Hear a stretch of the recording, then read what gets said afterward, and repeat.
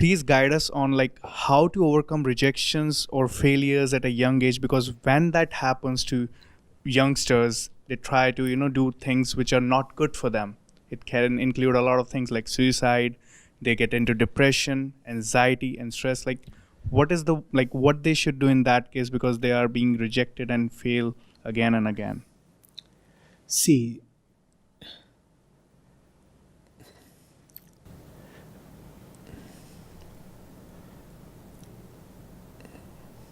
what is it that you love playing?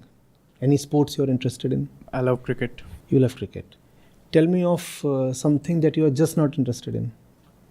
I'm not interested in basketball. In basketball. And somebody just pushes you hard to become the top basketball player in the country. And you prepare and train for 6 months just because you have been pushed to do all that, right? And then you go for the trials and selections and you're rejected there.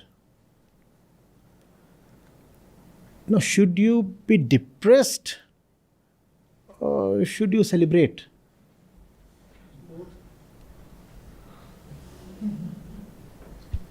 Sir, in that case, I'll just try again. You will try again for something you have no heart in? I will try something that my heart goes into in the first place. Right. So how do you deal with that rejection? You went to basketball trials. And you went to basketball trials just because, let's say, your family told you that it is a tradition in our family. We all have been basketball players. That's your grandpa. Look at the huge thing in his hand. That's supposed to be basketball. Then that's your granny. She too was a basketball player, the top one in her village. So it's a tradition, you have to do it. So you go for it and you try for 6 months and then you get rejected. Apply your wits. Is it a matter of mourning or celebration?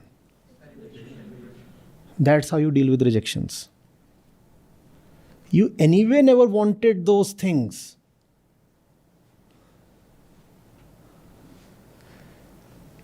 So many people write the UPSC. The fact is, they actually never wanted to clear it in the first place.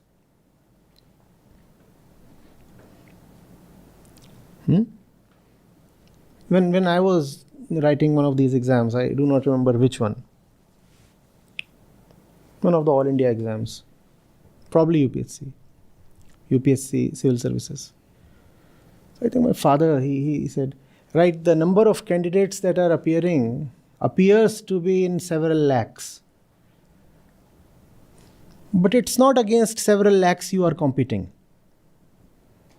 The number of seats that particular year had been drastically reduced. 200 or 300 seats, that's all. And the number of applicants was what? Some 5, 8, 10 lakhs, something. So, but then you are not competing with those many. For these 200 seats, you are competing with at most 2,000 to 4,000 students, applicants. Because the others are anyway appearing for namesake. They have filled up the form because their fathers wanted them to. Or because they had nothing else, nothing better to do in life. And everybody was all the time poking them. What are you doing? What are you busy with? So they filled up the form and now they can respectfully say, I'm a UPSC aspirant. If these people get rejected, why must they be depressed? You anyway never wanted it. Are you getting it? It appears amusingly stupid to not to want something and then get depressed upon not getting it. Think of the situation. There is something that you never heartfully wanted. Had you heartfully wanted it, there is a great probability you would have obtained it. The fact is, you were pushed into it. Or you just drifted into it. Knowing nothing else to do, you just drifted into it. Some unconscious type of desire pushed you towards a particular target or object. Your heart was never into it. Your consciousness, your discretion was never into it. And that's the primary reason you don't get it. Obviously, there can be other reasons also. But the primary reason, generally, is that you never put your whole energy, your entire self into it. Because that was not something that you loved from your core. The kind of energy that is needed to uplift life can arise only from a loving core. In some sense, it is only love that can never be defeated, or is very, very hard to defeat.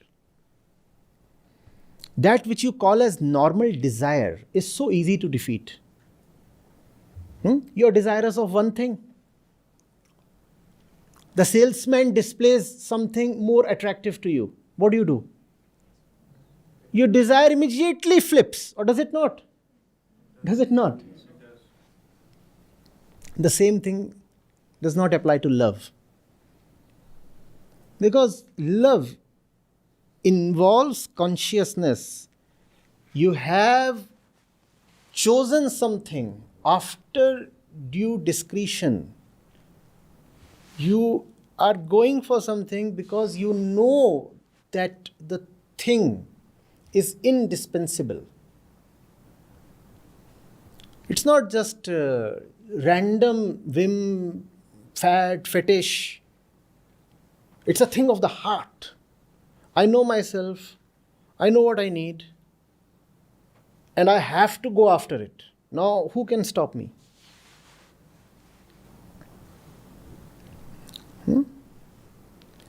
Mostly, your rejections are worth celebrating.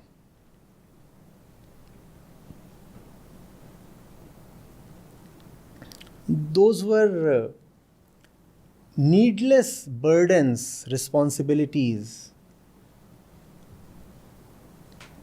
put upon you by authoritarian and deceptive forces.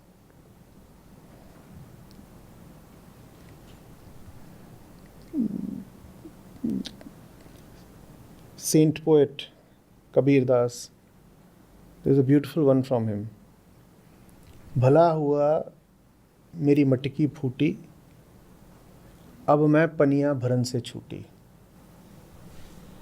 He's not getting depressed, he is celebrating. And if somebody else had put this pot on my head and entrusted me with the responsibility to daily fetch water from some far away well or tank or something, and my success was to be measured against my quickness in fetching the water and the fullness of the pot, that was supposed to be a determinant of how successful my life is, right? If I can quickly rush and fetch a lot of water and make multiple trips to that well, get a lot of water and do that quite rapidly, then I would be declared Successful. But even if the world declares me successful because of all this pot business, does that fulfill my core? Does it? Does it? So one day that pot falls and breaks. And the poet sings, Bhala hua, muri matki phuti. Great that I have now been defeated. Ab main paniya bharan se chhuti. This was an external imposition. This is not something I was doing out of love. An artificial duty had been imposed on me. You have to be successful this way. Great that now I have met defeat. Kindly relieve me, declare me a failure, tattoo it on my forehead, and let me go. I'm okay. Call me a defeat, call me a failure, call me a reject. Call me whatever you want to, but spare me. Let me live freely.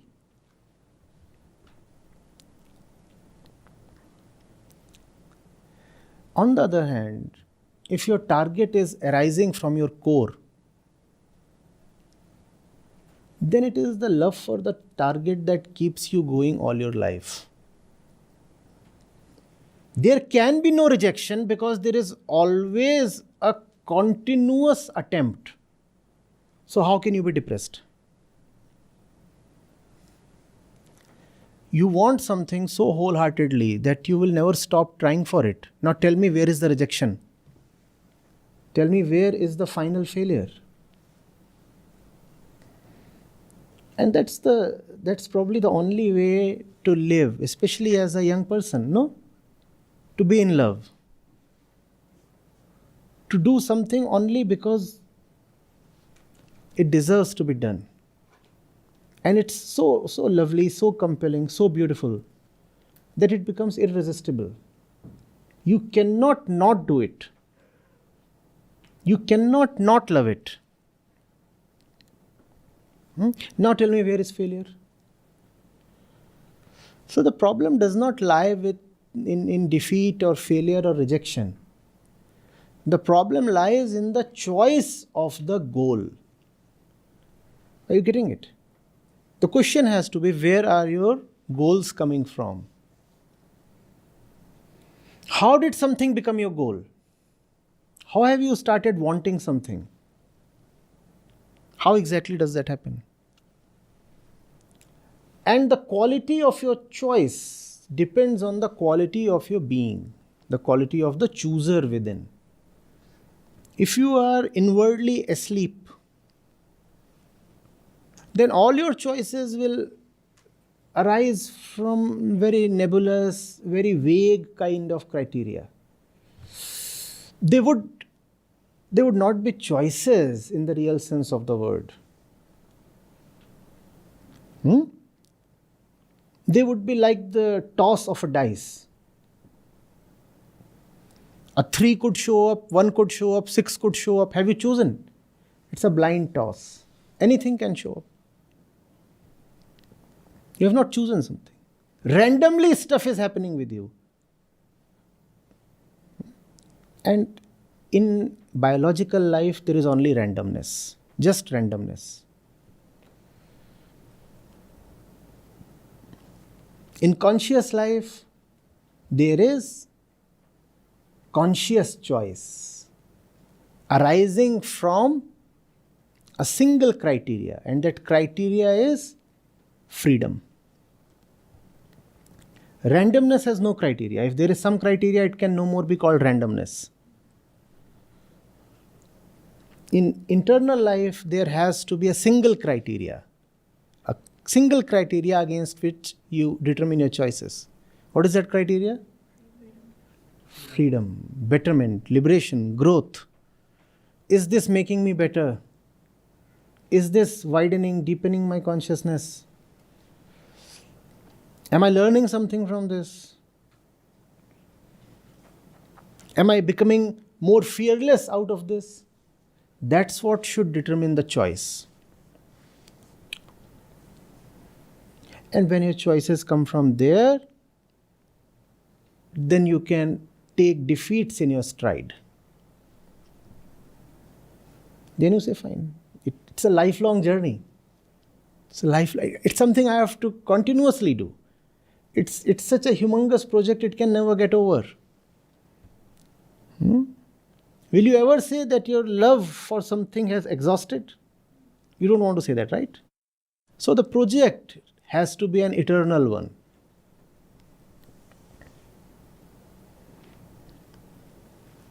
Now what is rejection? What is failure? And it's such an interesting thing, you see. When you make small targets,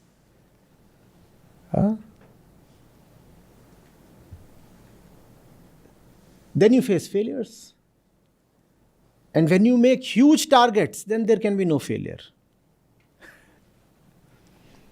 When you make unconscious targets, then there can be failure. But when you make conscious targets in love, then there can be no failure. So all failure thing is actually symptomatic of inner sleep.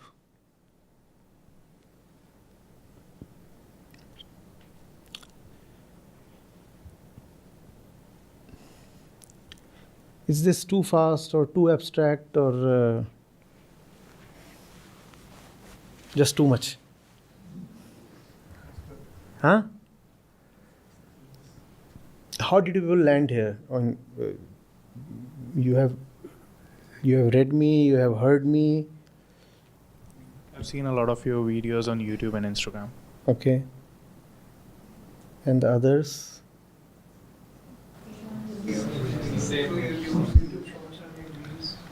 Shorts? They are no good. Shorts are meant to bring you to the longs. Exactly. Came to the longs. Yes, sir. Right now we are with the longs. With the longs? Experiencing now.